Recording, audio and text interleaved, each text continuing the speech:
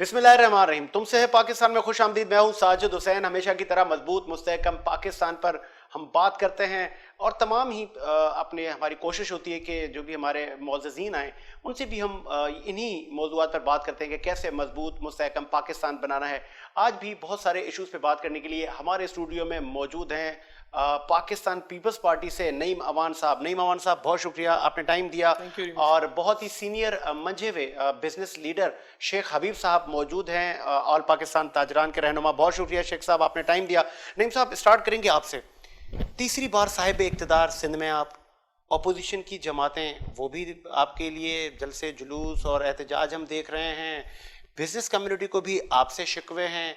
ये अभी तक ये गैप क्यों है? बिस्मिल्लाहिर्रहमानिर्रहीम। बात ये कि कराची वो कराची है, पूरे पाकिस्तान को अगर मैं बात करूं तो ये अगर मैं आसान लफ्ज़ों में समझाऊं तो पूरा कराची पालता है पूरे पाकिस्तान को। और कराची से जितना रेवेन्यू निकलता है, शायद मेरा नहीं ख्याल कि पाकिस्तान के अंदर जहां और इंडस्ट्रियल जो शहर हैं वहां से इतना कोई रेवेन्यू निकाल के देता होगा। लेकिन बदकिस्मती ये कराची को वफाक में आने वाली हुकूमत कभी भी उसको ऑन नहीं करती और हमेशा उनके साथ सवेरे सौतेली माँ वाला रवैया हमेशा रखा गया है, उसकी जिंदा मिसाल। फिर दूसरा बात, कराची की जो अवाम है, कराची को जिस तरीके से एक जमात ने जो कल्चर मुतारफ़ कराया, और वो जमात बकौल उनके कि हमारा कराची के अंदर एक मैंडेट था, हमारा कराची के अंदर जिस तरीके से वो मैंडेट बना हुआ था, ये कराची के अंदर कराची के हालात ऐसे भी रहे कि आपने देखा कि एक मिस कॉल के ऊपर जो है वो पूरा कराची शट डाउन हो जाता था। लोग गिनती करते थे कि 45 हो गए, आज 60 हो गए। पर सर वो तो माजी हो गया ना, अब तो कुछ बेहतरी होनी चाहिए। देखिए, अब क्योंकि इलेक्शन 25 जुलाई 2018 को हुए, 25 जुलाई 2018 के अंदर ऐसा हुआ कि अल्हम्दुलिल्लाह नेशनल इलेक्शन प्लान जो है वो सिंध हुकूमत के साथ मुश्तरका तौर पे एक बड़ा ऑपरेशन हुआ, जिसमें APCV तमाम जमातों ने मेमोरेंडम साइन किया और अल्हम्दुलिल्लाह 25 जुलाई को उस जमात को कराची ने ऑफ कर दिया, निकाल दिया। अब आपकी ज़रूरत नहीं है। अब जब निकाल दिया कराची से, तो कराची, अब कराची जिनके पास गया, जो कराची को कहते हैं कि हम कराची के इस वक्त जो है वो वारिस हैं और हमें कराची ने मैंडेट दिया, और कराची के अंदर जिन लोगों को मैंडेट मिला कराची को जो ऑन करने के लिए, आज कहते हैं हम कराची को ऑन करते हैं, ये वाहिद कराची है जिसमें 21 जो है वो MNO में से 14 MNO तरीके इंसाफ के, इसी कराची में से 26 इनकी MP है, इसी कराची से सदर पाकिस्तान, इसी कराची से गवर्नर, और यही कराची जिसने इलेक्शन में आवाज़ लगाई कि वज़ीर आज़म कराची से, और कराची से वज़ीर आज़म भी आया। अब 25 जुलाई के बाद कराची जो है वो आज़ाद हुआ। आज़ाद होने के बाद कराची ये एक्सपेक्ट कर रहा था, और सिंध हुकूमत, क्योंकि हम यहाँ बैठे हैं इस वक्त, मैंडेट हमारे पास सिंध का पूरे का मैंडेट, और कराची हमारा कैपिटल है सिंध का, हम भी एक्सपेक्ट ये कर रहे थे कि अब कराची के अंदर वो जमात निकल गई है, दूसरी जो जमात आई है उसमें कुछ हल्का फुल्का या तेजी कोई नजर आएगी। अब तेजी क्या नजर आएगी? जिनको कराची वालों ने आउट किया, इन्होंने हाथ मिला के उनको इन कर दिया, अपने साथ नफीस जमात बनाया।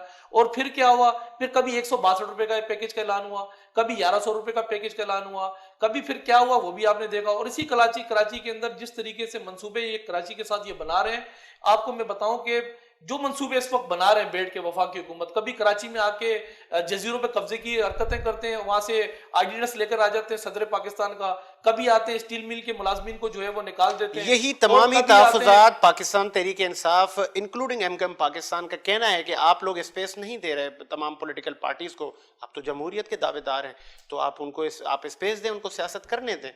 देखिए, बल्दियाती एक्ट 2013 जो साइन हुआ था, उसमें यहाँ जो जमातें मौजूद थी, मुश्तरका तौर पे सबका एक लाजमी सी बात है, एक स्टांस था कि बल्दियाती एक्ट होना चाहिए, इख्तियारात दिए जाएं। तो सिंध हुकूमत ने लाजमी सी बात है यहाँ मेयर कराची को इख्तियारात दिए। जो इख्तियारात कराची को दिए वो मैं आपके तवज्जो से बता दूं। कराची वाले सवाल करते हैं कि सिंध हुकूमत स्ट्रीट लाइट नहीं लगाती। स्ट्रीट लाइट छोटी दरमियानी किसी भी इलाके के अंदर, ये मेयर कराची की रिस्पॉन्सिबिलिटी थी, जिम्मेदारी थी उसकी। लोग कहते हैं सिंध हुकूमत पार्क नहीं बनाती, छोटे पार्क हो बड़े पार्क हो, ये बेसिकली KMC की जिम्मेदारी थी, ये मेयर कराची की जिम्मेदारी थी। लोग कहते हैं कचरा नहीं उठता कराची से, ये जिम्मेदारी मेयर कराची की थी। लोग कहते हैं नालों से कचरा नहीं निकलता, ये सिंध हुकूमत की जिम्मेदारी नहीं, ये मेयर कराची की जिम्मेदारी थी। कराची के अंदर जो है वो 13 बड़े अस्पताल जो है वो मेयर कराची के अंदर काम कर रहे थे, और कराची के अंदर ही बात ये है कि ऐसे बहुत सारी चीजें ऐसी जो कि मेयर कराची के अंदर तकरीबन 28 जो है वो चीजें मेयर कराची के पास थी। अब सिंध हुकूमत का काम क्या था? सिंध हुकूमत का काम जितना वसाइल, जितना बजट हमें दिया जाता, उस बजट में से रहकर मेयर कराची को हमने 1 खरब और तकरीबन 38 अरब रुपया दिया। और इसके अलावा अगर मैं बात करूं 34 करोड़, जो कि बाद में भी बात खुली कि 34 करोड़ पे भी दिया गया, ये हमने बजट देना था, जो कि बजट इनको गया। और बजट देने के बाद जो कराची का इन्होंने जो हाशर नाशर किया, और जाते हुए मेयर कराची साहब पेपर उड़ा के चले गए, जी मेरे पास तो इख्तियारात नहीं है, तुम फिर मजे क्यों लेते रहे? अपने मजे तुमने पूरे ले लिए। और बाद में कहा कि फिर बात ये कि हमें जो है वो इख्तियारात नहीं दिए। 1978 में जाए तो 12 साल यहाँ नाजिम कराची का रहा आपका अब्दुल सत्तार अगवानी जमात इस्लामी से, फिर अगर मैं बात करूं फारूक सत्तार, फिर बात करूं नेमतुल्लाह खान, फिर मैं बात करूं मुस्तफ़ा कमाल, फिर जब इसका टर्नओवर है, इसने कहा मेरे पास इख्तियारात नहीं है। कराची के वसाइल मसाइल सब खा पी के डकार लेके और कहा कि मेरे पास इख्तियारात नहीं है। तो इख्तियारात 2000 बलदियाती 2013 का जो एक्ट पास हुआ था उसमें इख्तियारात बांट दिए गए थे। जो इख्तियारात इनके पास थे उसमें ये डिलीवर नहीं कर सके। लेकिन फिर भी कराची अगर बात करें, क्योंकि कैपिटल है सिंध का, आज भी कराची में अगर मैं आपसे बात करूं, अभी 25 जुलाई 2018 के इलेक्शन के बाद जो बड़े मंसूबे कराची के साइन हुए हैं, अंडर बाईपास आपने शहीद मिलत आला देखा होगा, वो बना के इस कराची को तोहफा दिया। हालांकि जिम्मेदारी मेयर कराची की थी, अंडर बाईपास बनाना और ओवर ब्रिजेस बनाना, ये सब मेयर कराची के अंडर आता था। मैं आगे बढ़ता हूँ। शेख साहब, स्मॉल ताजिर जो छोटा ताजिर है, उनके बड़े शिकवे देखे जा रहे हैं जी। केएमसी आती है जी, हमारे ठिये पथारे ले जाती है, हमारे जी चूल्हे ले जाती है। तो क्या ये तमाम ही लोग गैर कानूनी बैठे हैं या केएमसी की आप ये कह लें कि उनकी कोई हट दर्मी है? बिस्मिल्लाहिर्रहमानिर्रहीम।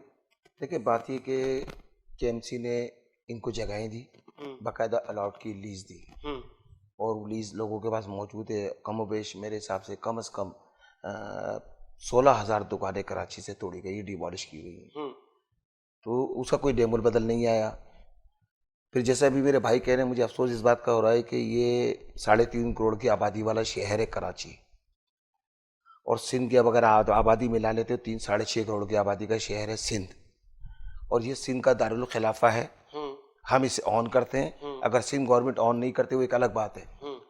दूसरी बात ये कहने का है कि इसमें चारों सूबों से लोग आके अपने बच्चों का रोजगार कमाते हैं, और ये मिनी पाकिस्तान है।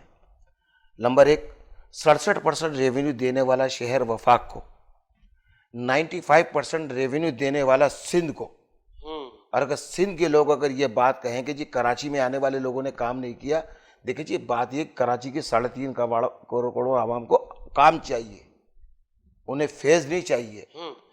ये दारुल खिलाफा सिंध का है। मैं ये समझता हूँ कि सिंध की जिम्मेदारी बनती है, ना कि आप किसी मेयर के कांधे पे डालें। 18th अमेंडमेंट के बाद ये वैसे ही खुद मुख्तार है। 18वीं तमीम के बाद तो वैसे खुद मुख्तार हो गए ना। बात ये कि हर तरफ आगे पीछे आप दूसरे पे जो ना, यही मसला है। हमारी बदकिस्मती ये कि कराची को किसी ने आज तक ऑन ही नहीं किया ना, इसके दावेदार सब हैं। अगर अभी हम कोई गलत बात कर दे, देखिए हम तो बिजनेस कम्युनिटी के, हम तो समझते हैं कि ताजिर ये समझता है कि ये सिंध का दारुल खिलाफा है, लेकिन अगर सिंध हुकूमत इसको ऑन नहीं करती, सिंध हुकूमत इसकी तरफ नहीं देखती, तो मजबूरी, जैसे अभी मेरे भाई कह रहे थे कि जी ये तो आने वाले जो अल्लाह, मकसद ये कहने का पिछले दौर के अंदर वो अब्दुल खालिक अल्लाह वाला, फारूक सत्तार साहब, मेयर वसीम साहब, वो भाई ये तो सारे आए सारे जा रहे हैं। असल इश्यूज ये है कि ये सिंध का दारुल खिलाफा है या नहीं, सिंध का शहर कराची है या नहीं। 95% रेवेन्यू देता है सिंध को नहीं, 65-67% वफाक को देता है या नहीं, पूरे पाकिस्तान को पालता है। इसकी तरफ किसी की नजर सानी नहीं है। शाह साहब से मेरी 2-3 मीटिंगें हुई, सीएम साहब से भी मेरे कई इजलास हुए, आपको पता है, अभी कोरोना की सूरत हाल में। आप ये देखिए कि हमारी बदकिस्मती है कि सिंध गवर्नमेंट कराची के बिजनेस कम्युनिटी को तवज्जो नहीं देती। सीएम साहब से मेरी 2 मीटिंगें हुई सीएम हाउस के अंदर, एक मीटिंग हमारी सिंध असेंबली में भी हुई सीएम साहब से, जिसमें अल्लाह जन्नत नसीब करे हमारे कासिम सराज तेली साहब भी मौजूद थे उस मीटिंग के अंदर, और हमारे फेडरेशन के मियाँ जाहिद साहब भी मौजूद थे। उस मीटिंग के अंदर हमने बैठ के बाद उनके तमाम वुज़रा मौजूद थे, उन वुज़राओं के भी नाम आपको बता देता हूँ, जो कि कराची के अंदर माशाल्लाह बिल्कुल भरपूर अपना किरदार अदा करते हैं, लेकिन समझ में नहीं आता ये काम क्यों नहीं होता। नासिर शेख साहब मौजूद थे उस मीटिंग में, ठीक है, मुर्तज़ा वाफ साहब मौजूद थे, सईद गनी साहब मौजूद थे, सिंध सेक्रेटरी मौजूद थे, और कमिश्नर कराची मौजूद थे। अब मुझे बताइए, जब इतनी बड़ी टीम पूरी बैठी हुई सीएम के सामने, और सलीम मांडेवाला साहब भी मौजूद थे, उसमें हमारी बात हुई सीएम साहब से, हमें उन्होंने 45 मिनट उन्होंने ब्रीफ किया। 45 मिनट के बाद हमने उनसे कहा कि जी बिल्कुल ठीक है, कोरोना की फर्स्ट लेयर आई है, कारोबार तबाही की तरफ चला गया है, हमने लोगों को जो हाथ देने वाले थे, आज वो हाथ अब सेकंड लेयर के अंदर उठने वाले हो रहे हैं ऐसे। तो हमने कहा कि कोई ऐसा सिस्टम बना दें, ऐसा मैकेनिज्म दे दें कि छोटे ताजिर को आसान शराइत में कर्जे दे दें जो कि बिला सूद हों। अगर बैंक की कोई 1-8% की अगर कोई चीज आ जाती है, जो उनका जो सर्विस चार्जेस है वो दे देगा। तो आपको कोई खातरी दिलवाई जी थी? बिल्कुल, उन्होंने सलीम मांडेवाला साहब ने बात की, सीएम साहब मौजूद थे, मैं उस मीटिंग में मौजूद था, वहाँ मैंने लीड की एज ए कराची सिंध ताजिर और मरकजी तंजीम ताजरान पाकिस्तान का सीनियर वाइस चेयरमैन हूँ मैं, और कराची हिदायत का मैं चेयरमैन हूँ। सीएम साहब ने ये कहा कि जी इंशाल्लाह ताला मैं वफाक से बात करके इंशाल्लाह ताला ये आपको बिला सूद कर्जे हम आपको दे देंगे। मैंने कहा जी अगर आपको बिला सूद कर्जों का प्रॉब्लम आता है, स्टेट बैंक की कोई पॉलिसी आ जाती है या कोई और मसला आता है, तो आप इस पर सब्सिडी दिलवा दें ताकि छोटा ताजिर अपने पैरों पे खड़ा हो सके। फिर सेकंड लेयर हमारी बदकिस्मती कि अल्लाह की तरफ से एक बारिश की सूरत के अंदर आजाब, उसकी वजह है कि जहां हुक्मरान अच्छे नहीं होंगे उन मुल्कों में, उन शहरों में आजाब ही आता है। इसको अब आजाब ही कह ले कि कराची बिल्कुल तबाही के धाने पे चला गया। ये कोई चीज आपसे छुपी हुई नहीं है। ताजिर बेहद परेशान हुआ, दीवार से लग गया। आज कराची की मईशत सेकंड लेयर के अंदर बिल्कुल बिल्कुल मैं समझता हूं कि तबाही के धाने पे खड़ी हुई है। सिंध गवर्नमेंट से मुसलसल रिक्वेस्ट करते हैं, हमारी कोशिश होती है कि हम कराची में रहने वाले लोग बिजनेस, हम किसी सियासी जमात से बात नहीं करते, हमारा ताल्लुक सिंध से, हम सिंध में उर्दू बोलने वाले सिंधी है, ठीक है ना। कराची इनका शहर है सिंध का, इसको हम दारुल खिलाफा मानते और बोलते भी है, हर मीडिया पर चैनल पे बोला है। सिंध गवर्नमेंट इसको ऑन नहीं करती, इस बात का अफसोस है मुझे। मैं ये समझता हूँ आपके चैनल की तरफ से मैं ये बात जरूर कहूंगा सीएम साहब से और बिलावल भुट्टो से। आज तक मैंने बिलावल भुट्टो से कोई चीज नहीं मांगी, मैं पहली दफा उनकी तरफ आपके चैनल की तरफ से खुदारा अपनी काबीना को, अपने सिस्टम को मनवाए और कहे कराची सिंध का दारुल खिलाफा है, इस पे आपको तवज्जो देनी है। 3.5 करोड़ आवाम को साथ साथ बिजनेस कम्युनिटी को साथ लेके चलना है, तो देखिए हम कामयाब हो जाएंगे। और अगर इसी सिलसिलों में लगे रहे कि पीटीआई क्या कर रही है, पीपल्स पार्टी क्या कर रही है, मुत्तहिदा कौमी मूवमेंट पाकिस्तान क्या कर रही है, पीएसबी क्या कर रही है। बिलावल साहब को आपने मैसेज दिया, बहुत अच्छी बात है। नईम अवान साहब बैठे हैं। दूसरा मैं ये समझता हूँ कि देखिए बात ये कहने का कि हमारे साथ तो पहले भी हलतलफी हुई, मरदमशुमारी के उसमें थोड़ा सा डिफरेंट हुआ। 3.5 करोड़ की आबादी का शहर है जिसको हाई कोर्ट और सुप्रीम कोर्ट मान रहा है इस बात को, लेकिन हमारी यहाँ मरदमशुमारी में 1 करोड़ 40 लाख दिखाए गए। चलिए अगर आप कहते हैं कि ये जेन्युइन लिस्ट है, हम 2 मिनट के लिए मान लेते हैं, बकाया लोग तो चारों सूबों से आके रोजगार कमा रहे। हमारा जो बजट हमें मिलता है सिंध गवर्नमेंट की तरफ से या वफाक की तरफ से, वो उन पे डिवाइड हो रहा है। रोड हमारे इस्तेमाल हो रहे हैं, पानी हमारा इस्तेमाल हो रहा है, गैस हमारी इस्तेमाल हो रही है। तो ये देखे ना कि सिंध गवर्नमेंट को चाहिए कि इनका ये मेन कैपिटल है, इस पे अगर लोग आगे रोजगार कमा रहे तो इस पे ज्यादा तवज्जो होनी चाहिए। एक कमाऊकूट बेटा अगर बड़ा होता है तो उसको साथ साथ उसको चलाया जाता है, ना कि उसे खरोचा जाए। हमारे साथ तो बदकिस्मती है कि पीटीआई ने 3.25 साल में बड़े सौस बाग दिखाए और बड़े बड़े दावे किए, लेकिन हमें तो कुछ नजर नहीं आया। चले मैं पूछ लेता हूँ नईम अवान साहब, अभी देखें आहो पुकार का जो ये जो लेवल है वो अब नॉट ओनली ऑपोजिशन जमातें, अब वो आगे बढ़ रहा है। आपने तमाम तहफुजात सुने, क्यों अभी तक ये हालात हैं कि वही कराची से सौतेली माँ वाला सलूक, अभी भी ये रवैये और अभी भी इस तरह के तहफुजात? आप शेख साहब की बातें सुन रहे थे डिटेल से। देखिए जो तहफुजात हैं, तहफुजात पे सुनी भी जाती है बात, उस पर मनोमन उस पर अमल भी किया जाता है। बहुत सारी चीजें आती हैं, उसको ऐसा नहीं है कि सिर्फ सुना जाता है, उस पर अमल भी होता है। बात ये कि कराची को हमें समझ, शेख साहब का मैसेज बिलावल साहब तक बिल्कुल पहुंचाएंगे पहुंचेगा, आप बिल्कुल पहुंचेगा। आज अगर यहाँ बैठ के बात हो रही है, देखिए कराची को पहले हमें समझने की जरूरत है। कराची बैठा हुआ है 600 के अंदर। कराची का जो कुछ हिस्सा है वो पोर्ट एंड शिपिंग के पास है, कुछ हिस्सा रेलवे के पास है, कुछ सिविल एविएशन के पास है, कुछ जो है वो अगर मैं बात करूं कैंटोनमेंट के पास है। ज्यादातर हिस्सा जो कैंटोनमेंट के पास है, इस वक्त 42 कैंटोनमेंट है पाकिस्तान में, 12 कैंटोनमेंट कराची के अंदर है और ज्यादातर हिस्सा जो है वो कैंटोनमेंट के पास है, कुछ रेलवे के पास है, कुछ पोर्ट एंड शिपिंग के पास है, कुछ अगर मैं बात करूं तो सिंध हुकूमत के पास है। अब सिंध हुकूमत के पास जो हिस्सा रहता है, जिस हिस्से की अगर मैं बात करूं, कराची से लेकर ना हमें कश्मीर तक जितना बजट दिया जाता है, उस बजट के अंदर नगानी आफात भी आनी है, उसी के अंदर आलमी वबाएं भी आनी है। नगानी आफात क्योंकि अभी इन्होंने बात की ना, कराची का 90 साल का रिकॉर्ड बारिश का जब टूटा ना, इसको बोलते नगानी आफात। जिस कराची ने कहा था कि वजीर आजम कराची से, मुझे कोई ये भाई बैठे हुए साथ, क्योंकि कराची में एक वो कहते हैं हमारा स्टेक है और हम इनको मानना भी पड़ेगा। इस वक्त उनके जो है जितने एमएनए कराची के अंदर मौजूद हैं, वजीर आजम ने कोई पैकेज का ऐलान किया कि खड़ा होकर उसने कहा कि कराची के अंदर जो आलमी वबा आई है या नगानी आफात आई है, खुदा न खास्ता बात की वफाक कभी पीछे हटेगा। बात यह कि वहां भी इन्होंने डिसोन अपना जो है वो कराची को किया। फिर मैं बात करूं कराची से अगर निकले ना, एक बड़ा एक टेडी दिल वाला मामला हुआ, उसमें हारी डूब गया, किसान डूब गया, बेचारों की फसलें तबाह बर्बाद हो गई। हम हाथ जोड़ रहे थे वफाक की हुकूमत को कि खुदाया हमें जहाज दे दो, स्प्रे हम दे देंगे आपको। उसके अंदर क्या हुआ, आखिर में 9 महीने बाद हमें जहाज दिए, वो जहाज धक्के पे चलने वाले जहाज थे। फिर हमने अपने वसाइल पे बहरहाल उनको हमने स्प्रे करके उनको भी तकलीफ से बाहर निकाला। तो कराची के अंदर बात ये, कराची के अंदर मसाइल बहुत हैं। जब कोरोना जैसी वबा आई 28 फरवरी को पहला केस डायग्नोस हुआ।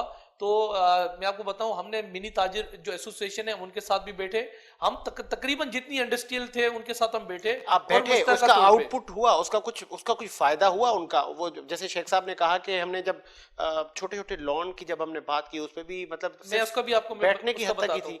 उसके अंदर ऐसा हुआ कि जब हमने इनको आवाज दी कि कराची बंद होना चाहिए, और कराची के अंदर सबसे पहले वजीर आला साहब ने हाथ जोड़े कि मैशत बनेगी, इंसान नहीं बनेगा। उस वक्त बहरहाल हमारा इन्होंने साथ दिया। उस वक्त साथ देने के अंदर ऐसा हुआ कि हमने एक समरी तैयार की, वफाकी हुकूमत को समरी बना के उस पर 12 नकात डाले, जिसमें हमने कहा कि जो मिनी ताजिर है बगैर सूद उनको कर्जा दिया जाए, क्योंकि इस वक्त उनका कारोबार मिला, कर्जा मिला नहीं मिला। मैं आपको बता रहा हूँ ना क्या हुआ उसके अंदर सर। 1.5 माह गवर्नर साहब की टेबल पर पड़ा रहा। उनको पता था अगर ये इनको हम जो है वो इनकी समरी हम पास कर लें, क्योंकि बजट तो 72% रेवेन्यू निकालने वाला कराची वो वफाक लेके जा रहा है। ये तो अब ये सूबे खुद मुख्तारी में, अब हमने एनएफसी अवार्ड की रकम इनको कहा कि हमें 42% हमारा हक दिया जाए कराची को, उसका भी 113 रुपए का इन्होंने एनएफसी अवार्ड की मत की जो रकम हमारी निकलती थी वो काटी, उठा के फाटा को 65 रुपए दे दिए।